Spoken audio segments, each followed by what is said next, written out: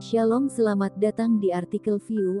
Assalamualaikum warahmatullahi wabarakatuh. Hai sahabat Ariel Wibowo, apa kabar kalian semuanya? Semoga kalian baik-baik saja.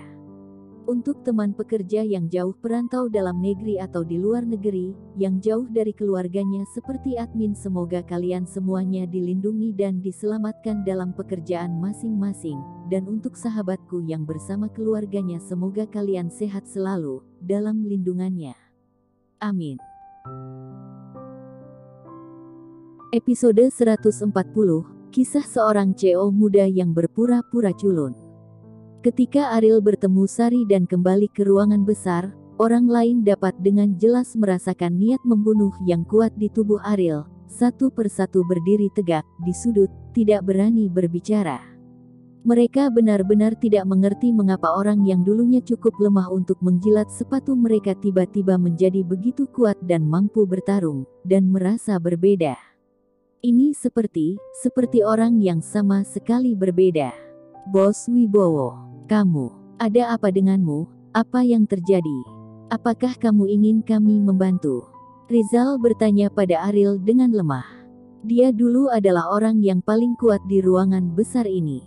Dia harus didukung bahkan ketika dia buang air kecil.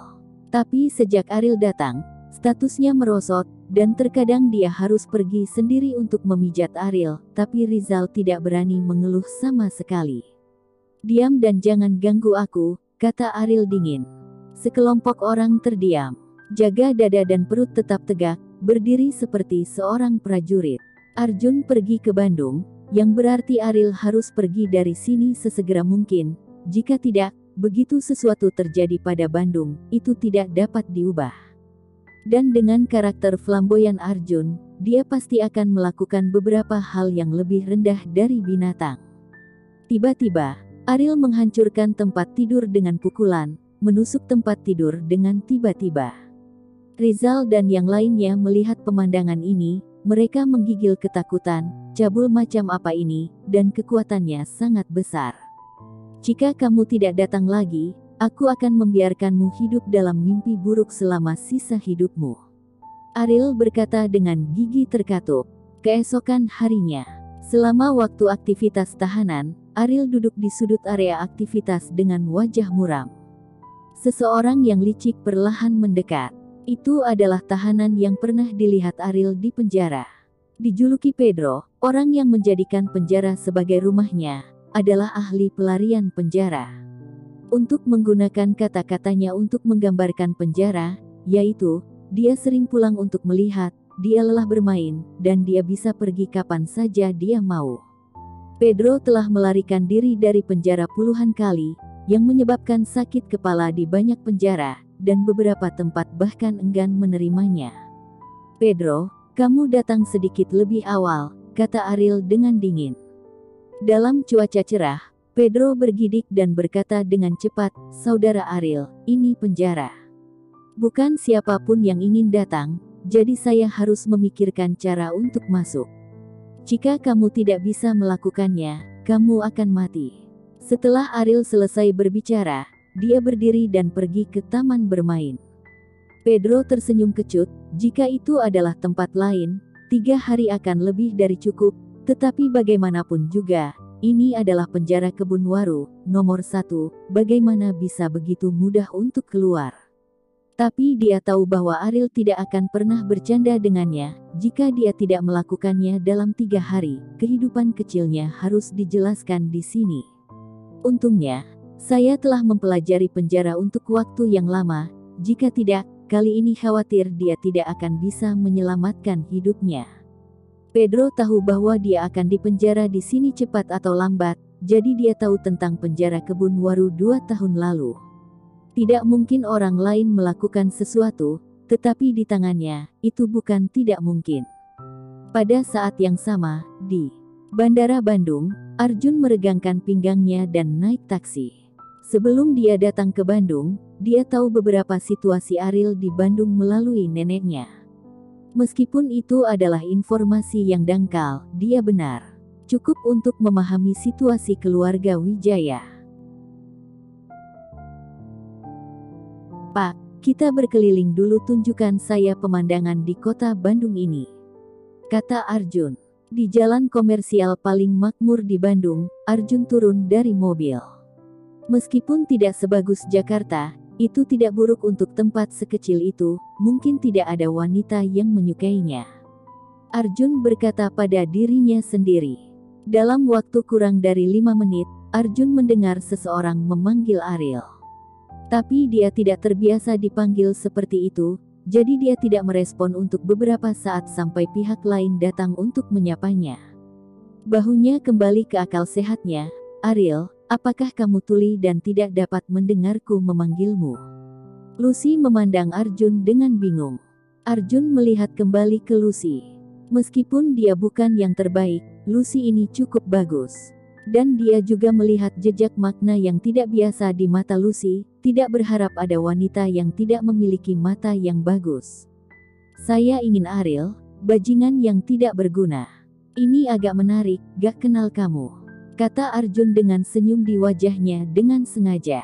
Bagaimana mungkin Lucy tahu bahwa orang di depannya sama sekali bukan Ariel, dan dia hanya berpikir bahwa Ariel sengaja mempermainkannya. Bisakah kamu berhenti bersikap pelit? Bukankah aku hanya berutang sedikit uang padamu? Dan aku juga mengundangmu makan malam, kata Lucy tidak puas. Mengapa orang ini terus menatap kakinya? Mungkinkah Kauri tidak memuaskannya, jadi dia tidak bisa menahan keinginannya? Bagaimana bisa satu kali makan cukup? Bagaimana kalau kamu mengajakku makan lagi hari ini? Kata Arjun. Lucy memandang Arjun dengan heran. Orang ini, bukankah dia gila?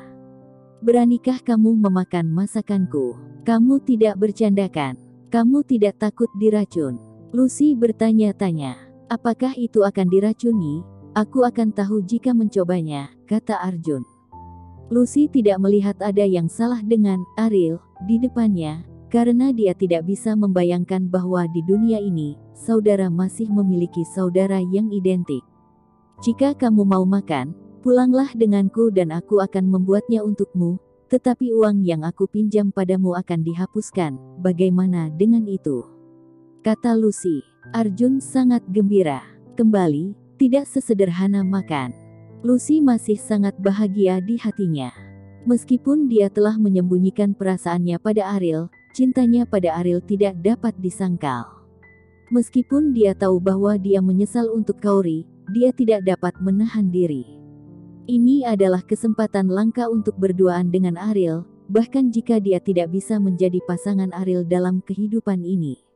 Dia juga merasa puas bisa menghabiskan waktu bersama Ariel. Kembali ke rumah, Lucy mengenakan gaun kasual, yang membuat sosoknya semakin seksi. Melihat adegan ini, Arjun tersenyum. Rayuan yang begitu jelas. Bagaimana mungkin dia, seorang yang playboy perjalanan melalui bunga-bunga, tidak melihatnya? Hei, ada orang yang menyukai bajingan Ariel yang tidak berguna. Tuhan benar-benar buta. Tapi lihat dia. Dia mungkin belum memiliki hubungan dengan Ariel, tapi itu lebih murah untuknya.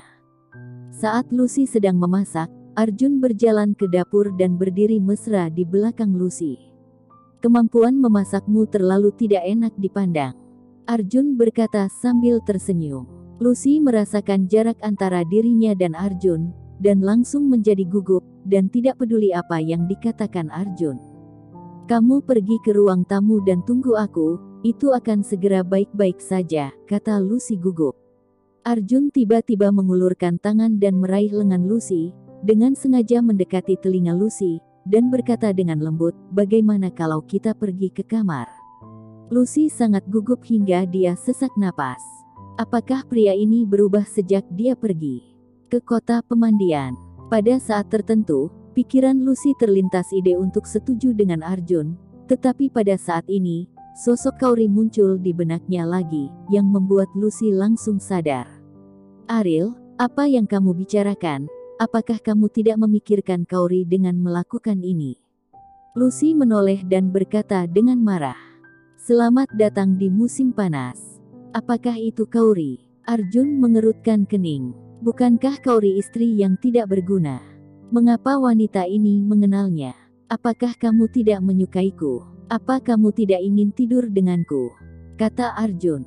Lucy sangat menyukai Ariel, tetapi dia tidak pernah berpikir untuk menghancurkan hubungan antara Kauri dan Ariel. Dia mendorong Arjun pergi dan berkata dengan wajah dingin, "Ariel, menurutmu siapa aku? Kauri adalah teman yang terbaik untukku. Kakak, bagaimana saya bisa melakukan sesuatu yang buruk?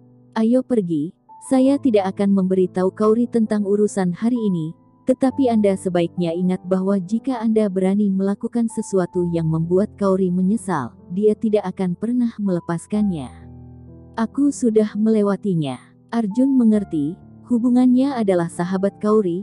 Jika dia berubah menjadi seorang wanita, tidak masalah jika dia lebih kuat, tetapi itu ada hubungannya dengan Kauri. Dia harus berpikir tentang itu. Bagaimanapun juga, dia baru saja tiba di Bandung. Dia masih harus hidup sebagai Ariel untuk sementara waktu.